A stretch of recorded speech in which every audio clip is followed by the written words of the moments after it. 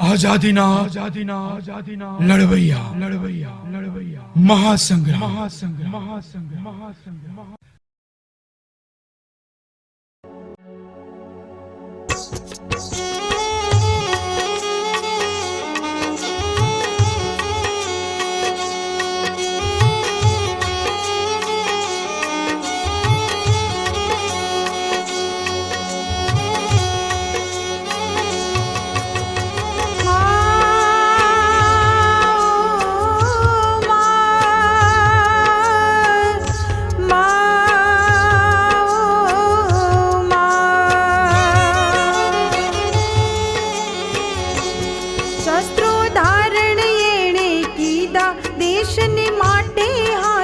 લીધા પાપીઓને દંડ દીધા પ્રાણે નારી લીધા આજે ભારત માતાના લડલા દીકરા એના જીવન પર કરવા આજે દીવડા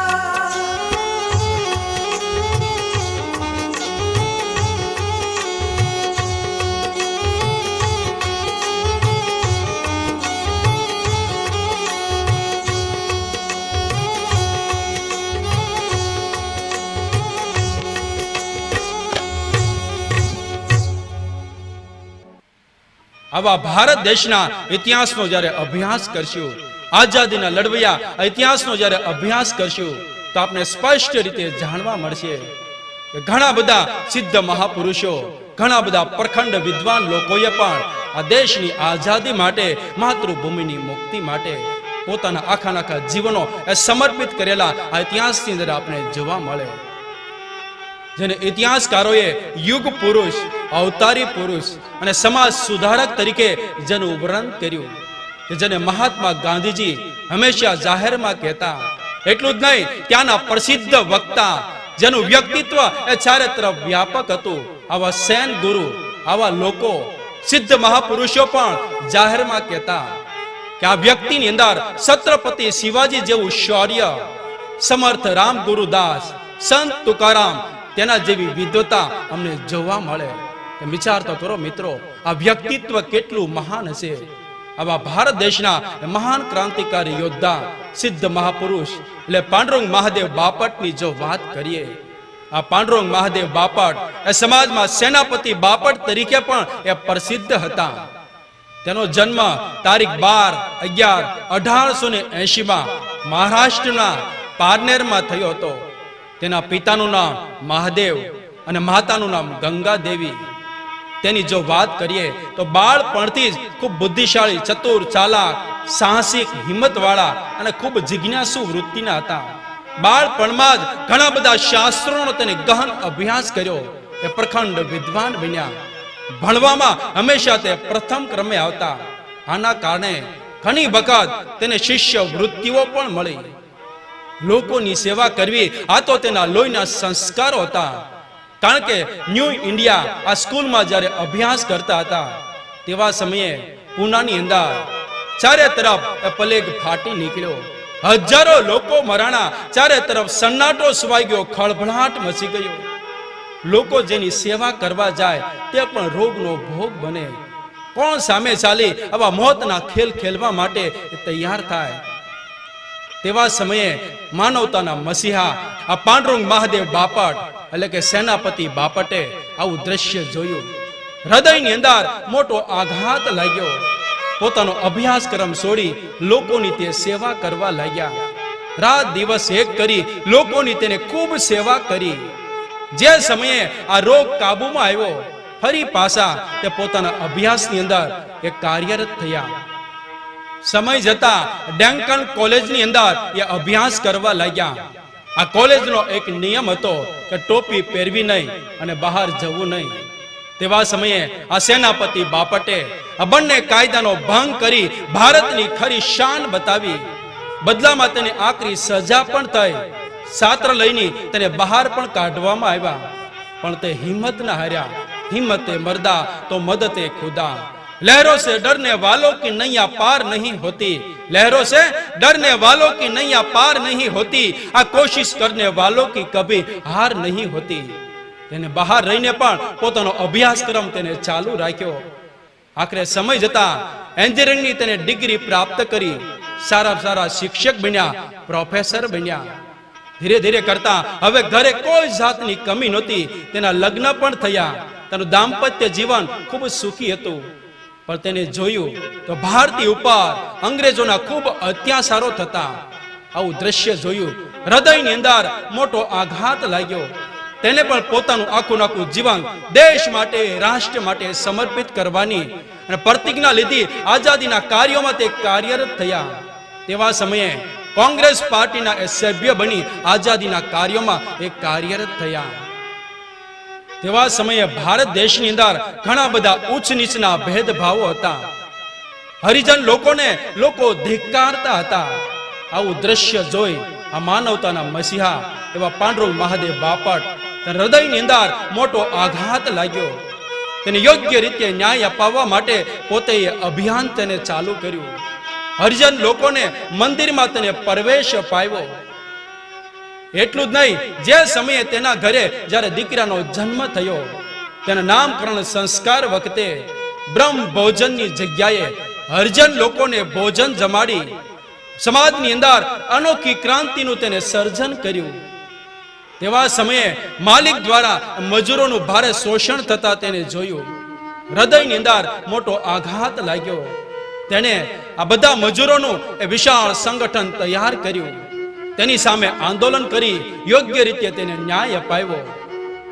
તેવા સમયે ઘણા બધા અભિયાનો તેને ચાલુ કર્યા।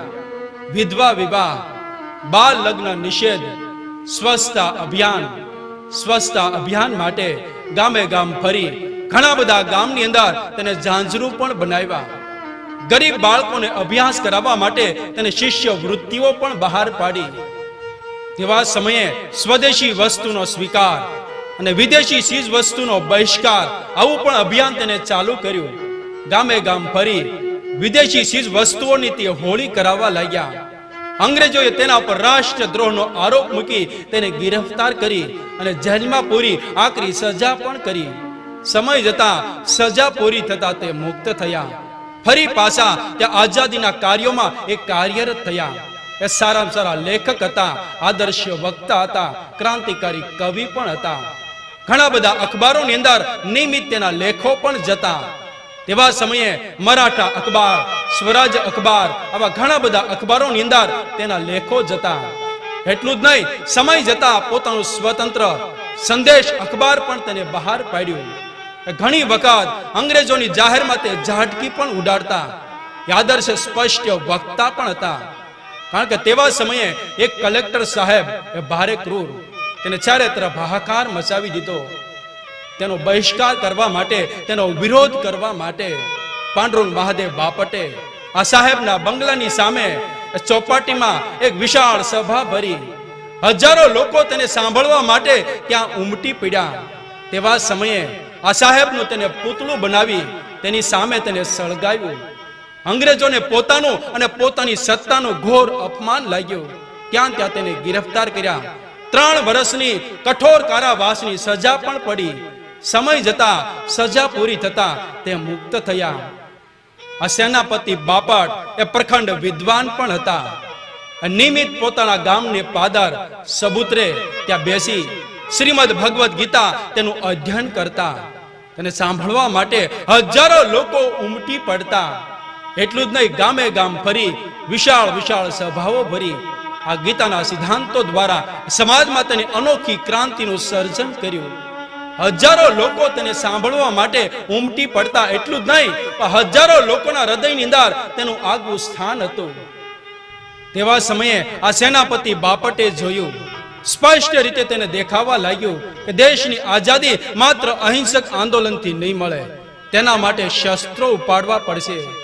આ શસ્ત્રોની વિદ્યા પ્રાપ્ત કરવા માટે એક ક્લબમાં ગયા। નિશાનબાજી, તલવારબાજી, જંગબાજીની તાલીમ લઈ સારામાં સારા પારંગત, સારામાં સારા યોદ્ધા તે તૈયાર થયા। યુવાનોનું સંગઠન તૈયાર કરી અંગ્રેજોની સામે તે સંગ્રામ ખેલવા લાગ્યા। ઘણા બધા અંગ્રેજોના થાણાઓ તેને ઉથલ પાથલ કર્યા. આવી રીતે ઘણી વખત યુવાનોનું સંગઠન તૈયાર કરી, સૈન્ય તૈયાર કરી અંગ્રેજોની સામે તેને સંગ્રામ ખેલ્યો હતો. આના કારણે એ સમાજની અંદર સેનાપતિ બાપટ તરીકે એ પ્રસિદ્ધ હતા. ફરજની રાહ પર કુરબાન થઈ જાય જે અંતે, ફરજની રાહ પર કુરબાન થઈ જાય જે અંતે, હકીકતમાં તેને કામયાબી સમજો. જેના દિલમાં ઝૂરતી ઇન્સાયતનું દર્દ રહે, દિલ નહીં પણ દેવનું દેવાલય કહો. આપણા ક્રાંતિકારી યોદ્ધા એટલે કે મન મંદિર, દિલ દ્વારિકા, કાયા કાશી જાણ, દસવા દ્વારા દેહરા, તામે જ્યોતિ પહેચાન. આવી રીતે આ સેનાપતિ બાપટે ભારત દેશની અંદર સામાજિક, રાજકીય અને આધ્યાત્મિક અનોખી ક્રાંતિ સર્જેલી આપને જોવા મળે. આખરે આ શસ્ત્રોની વિદ્યાઓ પ્રાપ્ત કરવા માટે એ સ્થળાંતર કરી અને લંડન ગયા. લંડનની અંદર ભારત દેશના એક મહાન ક્રાંતિકારી યોદ્ધા, જેને ક્રાંતિ ગુરુ પણ કહી શકાય, કારણ કે હજારો લોકોના હૃદયની અંદર રાષ્ટ્ર પ્રેમ, દેશ પ્રેમ જાગૃત કરી, જેને આઝાદીના કાર્યોમાં જેને કાર્ય નિમિત્ત કર્યા હતા, ત્યાં તે ઇન્ડિયા હાઉસ ચલાવતા હતા. આવા શ્યામજી કૃષ્ણ વર્મા, તેની સાથે તેને મુલાકાત થઈ. ઇન્ડિયા હાઉસમાં રહી અને આઝાદીના કાર્યોમાં એક કાર્યરત થયા. એવા સમયે ઇન્ડિયા હાઉસની અંદર વીર સાવરકર, મેડમ કામા ભીખાજી, સરદારસિંહ રાણા, લાલા હરદિયાલ જેવા ઘણા બધા ક્રાંતિકારી યોદ્ધાઓ પણ કાર્યરત હતા. આ બધા ક્રાંતિકારી યોદ્ધાની પ્રેરણાથી બોમ્બ બનાવવાની વિદ્યા શીખવા માટે સેનાપતિ બાપટ એ પેરિસ ગયા. રાત દિવસ એક કરી બોમ્બ બનાવવાની વિદ્યા પ્રાપ્ત કરી ફરી પાછા લંડન આવ્યા. એવા સમયે આ બ્રિટિશ સામ્રાજ્ય તેનું મુખ્ય મથક ઇંગ્લેન્ડની અંદર તેની આખી પાર્લામેન્ટને બોમ્બથી ઉડાડી નાખવાની તેની યોજના તૈયાર કરી. એવા સમયે મોતના ખેલ ખેલવા માટે પણ તે તૈયાર થયા. શ્યામજી કૃષ્ણ વર્મા, વીર સાવરકર, અન્ય ક્રાંતિકારી યોદ્ધાએ તેને શાંત પાડ્યા, તેને સમજાવવા લાગ્યા કે આ બોમ્બ બનાવવાની વિદ્યા અન્ય ક્રાંતિકારી યોદ્ધાને પણ તમે શીખવાડો. આવી રીતે સમજાવી તેને ભારત મોકલ્યા. તેવા સમયે આ સેનાપતિ બાપટે અલીપુરમાં મણિકતલા બાગમાં બોમ્બ બનાવવાની ફેક્ટરી તેને ચાલુ કરી. હેમચંદ્રદાસ, કનૈયાલાલ દત્ત, સત્યેન્દ્રનાથ બોઝ જેવા ઘણા બધા ક્રાંતિકારી યોદ્ધાઓ પણ આ ફેક્ટરીની અંદર કામ કરવા લાગ્યા. તેવા સમયે પણ ઘણી બધી ઘટનાઓ ઘટી. તેની વિશેષ વાતો કનૈયાલાલ દત્ત અને સત્યેન્દ્રનાથ બોઝ તેના જીવન ચરિત્રમાંથી આપને જાણવા મળશે. સંક્ષિપ્તમાં જો કહું તો તેવા સમયે નાગેન્દ્રનાથ ગદ્દારના કારણે ઘણા બધા ક્રાંતિકારી યોદ્ધાઓ એક ગિરફતાર થયા. તેમાં કનૈયાલાલ દત્ત, સત્યેન્દ્રનાથ બોઝ, હેમચંદ્રદાસ અને સેનાપતિ બાપટ પણ ગિરફતાર થયા. બધા ઉપર ખૂબ અત્યાચારો થયા. તેવા સમયે આ કનૈયાલાલ દત્ત અને સત્યેન્દ્રનાથ બોઝે નાગેન્દ્રનાથને જેલની અંદર જ મોતને ઘાટ ઉતારી દીધો. આ બંને ક્રાંતિકારી યોદ્ધાઓને એ ફાંસીની સજા પણ થઈ. સેનાપતિ બાપટ અને હૃદયની અંદર મોટો આઘાત લાગ્યો. તેવા સમયે અંગ્રેજોએ આ સેનાપતિ બાપટને 5000નો તેને દંડ ફટકાર્યો. પણ ત્યારના 5000 આજના 5 કરોડ જેટલી એ મોટી રકમ કહી શકાય. ઘણા પ્રયાસો કરી તમામ રકમ ભરપાઈ કરી આખરે તે મુક્ત થયા. આટલા કષ્ટો સહેવા છતાં દેશ પ્રેમ લેશ માત્ર પણ ઓછો ન થયો. ફરી પાછા આઝાદીના કાર્યોમાં એ કાર્યરત થયા. તેવા સમયે આ સેનાપતિ બાપટે જોયું તો ક્રાંતિકારી યોદ્ધા ઉપર જેલર સાહેબ ખૂબ અત્યાચારો કરતા. તેના વિરુદ્ધમાં રાજબંધી મુક્તિ નામનું તેને અભિયાન ચલાવ્યું. ગામે ગામ ફરી વિશાળ સભાઓ ભરી અંગ્રેજોની કુનીતિ તે ખુલ્લી કરવા લાગ્યા. યાદર્શ સ્પષ્ટ વક્તા પણ હતા. જાહેરમાં બ્રિટિશ સરકારની ઝાટકી ઉડાડતા સહેજ પણ અચકાતા નહોતા. એક વખત વિદ્યાર્થી પરિષદ વિશાળ સભા ભરાય. તેવા સમયે પણ અંગ્રેજોની જાહેરમાં તેને ઝાટકી ઉડાડી. ત્યાં તેને ગિરફતાર કર્યા. 7 વર્ષની કઠોર કારાવાસની સજા ફટકારી આંદામાન નિકોબાર સેલ્યુર જેલમાં તેને મોકલવામાં આવ્યા. જેલમાં રહી અનેક અત્યાચારો સહન કરતા એ દિવસો પસાર કરવા લાગ્યા. તેવા સમયે આંદામાનની જેલ એટલે પૃથ્વી ઉપરનું નર્ક ગણાતું. કારણ કે ક્રાંતિકારી યોદ્ધા ઉપર ખૂબ અત્યાચારો થતા. તેમાંના અમુક ક્રાંતિકારી યોદ્ધાઓની જો આપણે વાત કરીએ તો રામ રખા, અલી અહમદ, મુજદ બાહુસેન, અમરસિંહ, આ ચાર ક્રાંતિકારી યોદ્ધાઓની જો વાત કરીએ તો તે પંજાબના એ વતની હતા. બાળપણથી જ રાષ્ટ્ર પ્રેમી હતા, દેશ પ્રેમી હતા. બાળપણથી જ એ ક્રાંતિકારી સંસ્થાના સભ્ય બની અંગ્રેજોની સામે એ મોતના ખેલ ખેલતા હતા. આ ચાર ક્રાંતિકારી યોદ્ધાઓએ વિશાળ સભાઓ ભરી હજારો લોકોના હૃદયની અંદર રાષ્ટ્ર પ્રેમ, દેશ પ્રેમ જાગૃત કરી આઝાદીના કાર્યોમાં તે કાર્ય નિમિત્ત કરવા લાગ્યા. અંગ્રેજોએ તેના પર રાષ્ટ્રદ્રોહનો આરોપ મૂકી તેને ગિરફતાર કરવા માટે એ ધમ પછાડા કરવા લાગ્યા. મોટી વરંટો કાઢી ઇનામો જાહેર કર્યા, પોસ્ટરો લગાવ્યા. છતાં પણ આ બ્રિટિશ સરકાર તેને પકડવામાં નિષ્ફળ ગઈ. કારણ કે આ ક્રાંતિકારી યોદ્ધાઓએ પોતાનું નામ બદલાવી જહાજ દ્વારા એ બર્મા ગયા. આવી રીતે ઘણા બધા દેશોની તેને સફર કરી. જ્યાં ભારતીય લોકો ત્યાં રહેતા હતા તેની સાથે તેને મુલાકાત લીધી.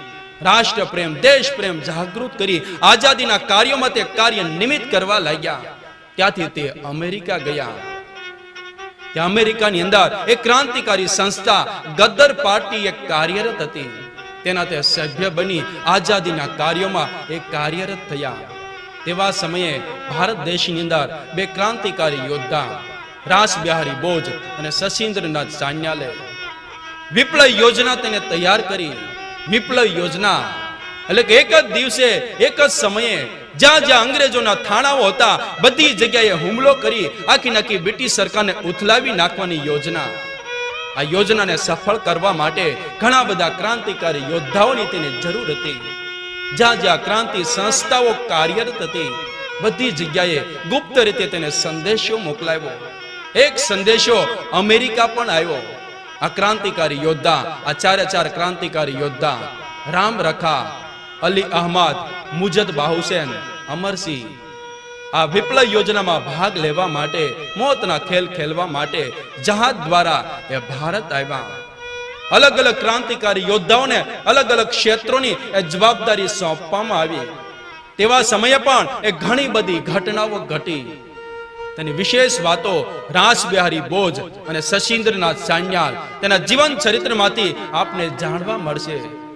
કારણ કે એકને એક વાત એ પુનરાવર્તન કરવી એ વાત ઉચિત ન ગણાય. સમય મર્યાદાને ધ્યાનમાં રાખી ઘણી બધી વાતોને એ સંક્ષિપ્તમાં લેવી પડે. મુખ્ય પાત્રને ન્યાય આપવા માટે ઘણી બધી વાતોને એ સંક્ષિપ્તમાં લેવી પડે. સંક્ષિપ્તમાં જો કહું તો તેવા સમયે એક ગદ્દારના કારણે આખી યોજના એ નિષ્ફળ ગઈ. તેના કારણે ઘણા બધા ક્રાંતિકારી યોદ્ધાઓ એ ગિરફતાર થયા. તેમાં ચાર ક્રાંતિકારી યોદ્ધા રામ રખા, અલી અહમદ, મુજદ બાહુસેન, અમરસિંહ આ ચાર ક્રાંતિકારી યોદ્ધાઓ એ ગિરફતાર થયા. તેના ઉપર કેસ ચાલ્યો. આજીવન કાળા પાણીની સજા ફટકારી આંદામાન નિકોબાર સેલ્યુર જેલમાં તેને મોકલવામાં આવ્યા. આંદામાનની જેલ એટલે પૃથ્વી ઉપરનું નર્ક ગણાય. કારણ કે આ ક્રાંતિકારી યોદ્ધા ઉપર રાક્ષસી વૃત્તિના અંગ્રેજો મન ફાવે તેમ વર્તન કરતા, ખૂબ અત્યાચારો કરતા. આ ક્રાંતિકારી યોદ્ધાને રોજ રાત્રિના સમયે એ શ્રીફળના ચાલા ઉતારવાના, તેનું ટોપરું બનાવવાનું, વહેલી સવારે ઉઠી બળદની જેમ ઘાણો ચલાવી રોજને માટે 30 રતલ તેલ તેને જમા કરાવવાનું. જો તેમાં કસાશ રહી જાય તો રાજપાળી પણ કરવાની. એ છતાં પણ જો કોઠો પૂરો ન થાય તો રાક્ષસી વૃત્તિના અંગ્રેજો તેને જમવાનું પણ ના આપે. તેના ઉપર ખૂબ અત્યાચારો કરે, ઢોરની જેમ માર મારે. જેલર સાહેબના આવા અત્યાચારોના કારણે ઘણા બધા ક્રાંતિકારી યોદ્ધાઓ અસ્થિર મગજના થઈ જતા, તો કોઈના ખોળિયામાંથી પ્રાણ છૂટી જતા. તેવા સમયે રામ રખાએ આવા અત્યાચારો જોયા. જેલર સાહેબને સમજાવવા માટે ઘણા પ્રયાસો કર્યા. આખરે તેને નિષ્ફળતા મળી. આખરે તેની સામે તે ઉપવાસ ઉપર ઉતર્યા. ધીરે કરતા ઘણા દિવસોના ઉપવાસ થયા. રાક્ષસી વૃત્તિના આ જેલર સાહેબ રામ રખા પાસે કાળી મજૂરી કરાવવા લાગ્યા. આવા ભૂખ્યા પેટે પણ રામ રખા પાસે આ ઘાણો ચલાવવાનું તે કામ કરાવવા લાગ્યા. આખરે એક વખત તારીખ 8/6/1818 ના દિવસે તેના લોહીની ઉલટી થઈ ગઈ. ત્યાં તેના ખોડિયામાંથી પ્રાણ છૂટી ગયા. પ્રભુને પ્યારા થઈ ગયા, અમર થઈ ગયા. હવે આંદામાન નિકોબાર સેલ્યુલ જેલની અંદર બીજા પણ એક ક્રાંતિકારી યોદ્ધા લદારામ તે પણ સજા ભોગવતા હતા. તેની જો વાત કરીએ, કહેવાય છે કે એ શરીરના પાતળા પણ દિમાગના તેજ હતા. સ્વરાજ અખબારના એ સંપાદક હતા, સારામાં સારા લેખક, ક્રાંતિકારી યોદ્ધા અને સારામાં સારા કવિ અને આદર્શ વક્તા પણ હતા. વિશાળ વિશાળ સભાઓ ભરી હજારો લોકોના હૃદયની અંદર રાષ્ટ્ર પ્રેમ, દેશ પ્રેમ તેને જાગૃત કરવા માટે ઘણા પ્રયાસો કર્યા હતા. અને નિયમિત અખબારોની અંદર લેખ પણ જતા, જાહેરમાં બ્રિટિશ સરકારની ઝાટકી પણ ઉડાડતા. આના કારણે અંગ્રેજોએ તેના પર રાષ્ટ્રદ્રોહનો આરોપ મૂકી ગિરફતાર કરી આજીવન કાળા પાણીની સજા ફટકારી આંદામાન નિકોબાર સેલ્યુલ જેલમાં તેને મોકલવામાં આવ્યા. આવા લદારામે તેવા સમયે જેલર સાહેબને સ્પષ્ટ ભાષામાં તેને કહી દીધું કે માત્ર એક જ વખત 30 રતલ તેલ કાઢીને તમે બતાવો, તમે રોજને માટે 30 રતલ તેલ કાઢીને આપશું. જેલર સાહેબ ખૂબ ગુસ્સે થયા, કારણ કે આવી રીતે આવો પડકાર ફેંકનાર આ પ્રથમ ક્રાંતિકારી યોદ્ધા હતા. તે લાલ પીળા થવા લાગ્યા. તેને ખુલ્લા ગ્રાઉન્ડમાં લઈ ગયા, હાથ પગ પોળા બાંધી હિંસક પ્રાણી જેવા પહેલવાનો તેના પર તૂટી પડ્યા. લોહીની શેરો વસૂટવા લાગી, માછના લોચે લોચા ઉડવા લાગ્યા, આખા લોહી લુહાણ થઈ ગયા. આવી સ્થિતિમાં પણ આ લદારામે અંગ્રેજોની કુનીતિ ખુલ્લી કરવા માટે જે ક્રાંતિકારી યોદ્ધા ઉપર આંદામાન નિકોબાર સેલ્યુલ જેલની અંદર જે કંઈ અત્યાચારો થાય છે એ અત્યાચારો ચિઠ્ઠીની અંદર ઉલ્લેખ કરી અને ચિઠ્ઠી તેને ભારત મોકલી. તેવા સમયે ભારત દેશના એક મહાન ક્રાંતિકારી યોદ્ધા સુરેન્દ્રનાથ બેનર્જીએ આ ચિઠ્ઠીને ઘણા બધા અખબારોની અંદર તેને પ્રકાશિત કરી. આના કારણે ઘણા બધા લોકો બ્રિટિશ સરકારને ધિક્કારવા લાગ્યા. જેવા સમયે અંગ્રેજોને જાણ થતા આ જેલર સાહેબે લદારામ ઉપર ખૂબ અત્યાચારો કર્યા. આખરે અંગ્રેજોના અત્યાચારોના કારણે લદારામે આંદામાન નિકોબાર સેલ્યુલ જેલની અંદર અસંખ્ય પીડાઓ ભોગવતા ભોગવતા તડપડિયા મારતા મારતા ખોડિયામાંથી પ્રાણ છોડી દીધા. પ્રભુને પ્યારા થઈ ગયા, અમર થઈ ગયા. સમય જતા 1937માં કોંગ્રેસ અને સરકાર વચ્ચે કંઈક કરાર થતા અમુક રાજકીય કેદીઓને મુક્ત કરવામાં આવ્યા. તેમાં સેનાપતિ બાપટ પણ મુક્ત થયા. આટલા કષ્ટો સહેવા છતાં દેશ પ્રેમ લેશ માત્ર પણ ઓછો ન થયો. એ ફરી પાછા આઝાદીના કાર્યોમાં એ કાર્યરત થયા. અંગ્રેજો સામે મોતના ખેલ ખેલવા માટે તે તૈયાર થયા. તેવા સમયે આ ભારત દેશના આદર્શ ક્રાંતિકારી નેતા કે જેને જાપાનની અંદર 5 લાખની ફોજ તૈયાર કરી આખી બ્રિટિશ સરકારને જેને મૂળમાંથી હસમસાવી હતી કે તું મુझे खून दो मैं तुझे आजादी दूंगा. આવા સૂત્રના પ્રણેતા એવા સુભાષચંદ્ર બોઝે ફોરવર્ડ બ્લોકની તેને સ્થાપના કરી. ઘણા બધા ક્ષેત્રોમાં તેની શાખાઓ હતી. એક શાખા મહારાષ્ટ્રમાં પણ હતી. તેની જવાબદારી આ સેનાપતિ બાપટે સ્વીકારી. તેને પણ વિશાળ સંગઠન તૈયાર કરી અંગ્રેજોની સામે એ સંગ્રામ ખેલવા લાગ્યા. તેવા સમયે પણ ઘણી બધી ઘટનાઓ ઘટી. તેની વિશેષ વાતો સુભાષચંદ્ર બોઝ તેના જીવન ચરિત્રમાંથી આપને જાણવા મળશે. સંક્ષિપ્તમાં જો કહું તો તેવા સમયે આ સેનાપતિ બાપટે અંગ્રેજોની એક ટ્રેનને ઉથલાવી નાખવાની તેની યોજના તૈયાર કરી. પાટાઓ તોડ્યા, મોટી મોટી શિલાઓ મૂકી. એ ગદ્દારના કારણે તે ગિરફતાર થયા. તેને નજર કેદ પણ રાખવામાં આવ્યા. ઇતિહાસમાં વર્ણન છે કે આવી રીતે સેનાપતિ બાપટે અનેક વખત અંગ્રેજોની સજા ભોગવી હતી. અનેક વખત અંગ્રેજોના અત્યાચારો તેને સહન કર્યા હતા. છતાં પણ હંમેશને માટે અંગ્રેજોની સામે એ સંગ્રામ ખેલતા રહ્યા. તેવા સમયે કંપની પોતાનો વિસ્તાર વધારવા માટે ઘણા બધા ખેડૂતોની જમીન તેને જપ્તે કરી. તેને યોગ્ય રીતે વળતર પણ ના આપ્યું. ખેડૂતો ઉપર આવો અન્યાય જોઈ સેનાપતિ બાપટે ખેડૂતોનું વિશાળ સંગઠન તૈયાર કરી મુળશી સત્યાગ્રહ, આ સત્યાગ્રહથી તેની સામે તે સંગ્રામ ખેલવા લાગ્યા. ઘણા દિવસો સુધી આ સત્યાગ્રહ ચાલતો રહ્યો. આખરે તેને યોગ્ય રીતે તેને ન્યાય અપાયો. આવી રીતે ભારત માતાની સેવા કરતા કરતા જ્યારે 1947માં 15મી ઓગસ્ટના દિવસે જ્યારે ભારત દેશ આઝાદ થયો, તેવા સમયે પૂનાની અંદર સૌ પ્રથમ વખત તેને રાષ્ટ્ર ધ્વજ લહેરાયો.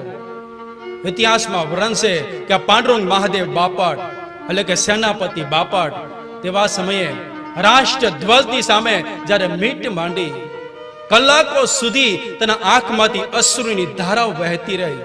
તે વિચાર તો કરો મિત્રો, આ સેનાપતિ બાપટ તેના હૃદયની અંદર કેવી રાષ્ટ્રીય સંવેદનાઓ હશે, કેવો રાષ્ટ્ર પ્રેમ હશે, કેવો દેશ પ્રેમ હશે. આ દેશની આઝાદી પછી પણ એ લાંબુ જીવ્યા. ભારત માતાની સેવા કરતા કરતા ઘણા બધા લોક જાગૃતિના તેને કાર્યો કરેલા આ ભારતના ઇતિહાસમાં આપણે જોવા મળે. તેનો નિત્ય ક્રમ હતો, રોજ સવારે વહેલા ઉઠે, રેટીઓ કાતે, ખાદીના વસ્ત્રો હંમેશા તે પહેરતા. આખરે સમય જતા આ ભારત દેશના મહાન ક્રાંતિકારી યોદ્ધા, સિદ્ધ મહાપુરુષ, યુગ પુરુષે તારીખ 28/11/1967 ના દિવસે પોતાની જીવન યાત્રા પૂર્ણ કરી પ્રભુને પ્યારા થઈ ગયા, અમર થઈ ગયા. આવી રીતે આ આઝાદીના લડવૈયા ઇતિહાસનો અભ્યાસ કરતા કરતા સ્પષ્ટ રીતે આપને દેખાશે, દેશની આઝાદી માત્ર અહિંસક આંદોલનથી નથી મળી. આવા ઘણા બધા ક્રાંતિકારી યોદ્ધાઓએ શસ્ત્રો ઉપાડ્યા, સામે મોત દેખાવા છતાં મોતના ખેલ ખેલી આ હોમ કરી આઝાદી યજ્ઞની વેદીમાં હમાઈ ગયા. ત્યારે આપણો ભારત દેશ આઝાદ થયો.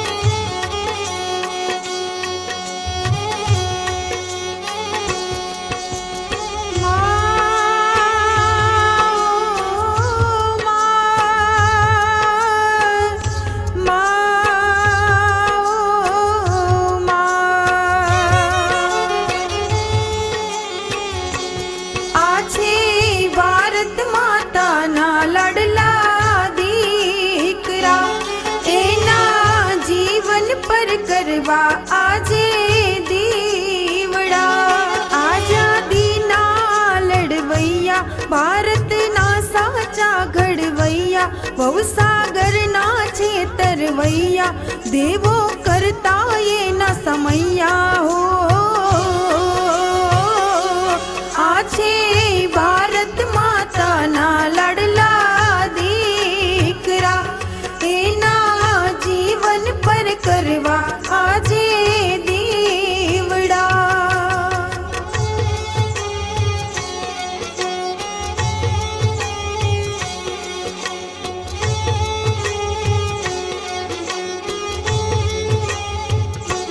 પાવનકારી આ રસધારા, ક્રાંતિકારી ગૌરવ ગાથા, પ્રભુના છે લાડકવાયા, લાખો વંદન છે અમારા હો. આ છે ભારત માતાના લાડલા દીકરા, એના જીવન પર કરવા આજે દીવડા.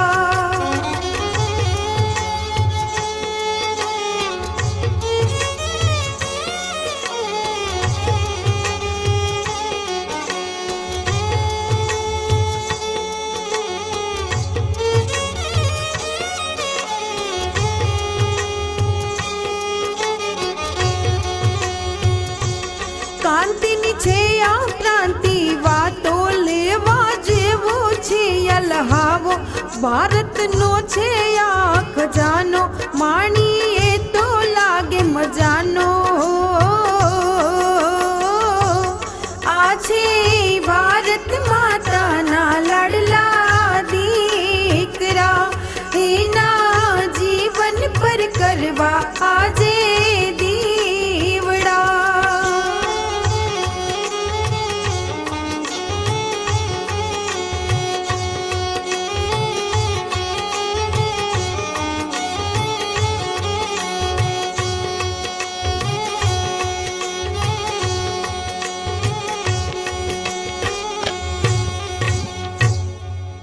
वंदे मातरम, भारत माता की जय.